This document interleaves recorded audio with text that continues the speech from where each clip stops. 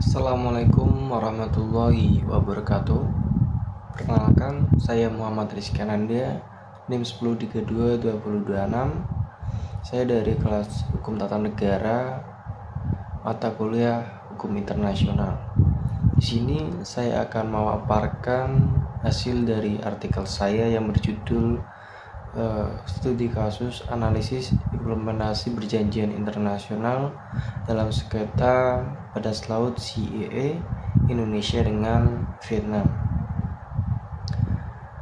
Jadi yang pertama itu membahas pelaksanaan perjanjian internasional dalam penyelesaian sengketa menurut hukum internasional dan hukum regional. Jadi pelaksanaan perjanjian internasional dalam penyelesaian sengketa merupakan aspek penting dalam hubungan internasional.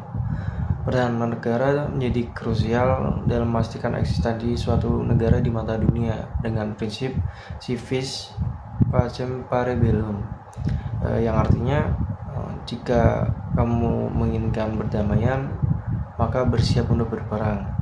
Nah, dengan prinsip ini menjadikan landasan dalam persiapan menghadapi ancaman eksternal maupun internal. Negosiasi kedua negara mencapai kesepakatan bilateral dalam berbagai bidang termasuk perdagangan, sumber daya alam, pencegahan terorisme, dan pemberantasan narkotika.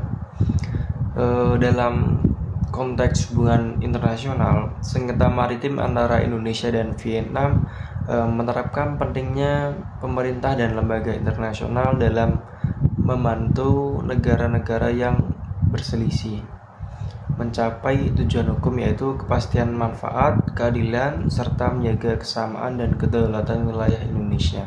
Ketentuan hukum internasional tentang traktat diatur dalam Konferensi Wina 1969 yang membedakan peran negara, pihak dan negara bukan pihak. Penyelesaian sengketa internasional didasarkan pada beberapa prinsip seperti pencegahan tindakan kekerasan, kebebasan memilih untuk penyelesaian, dan kewajiban memenuhi ketentuan internasional.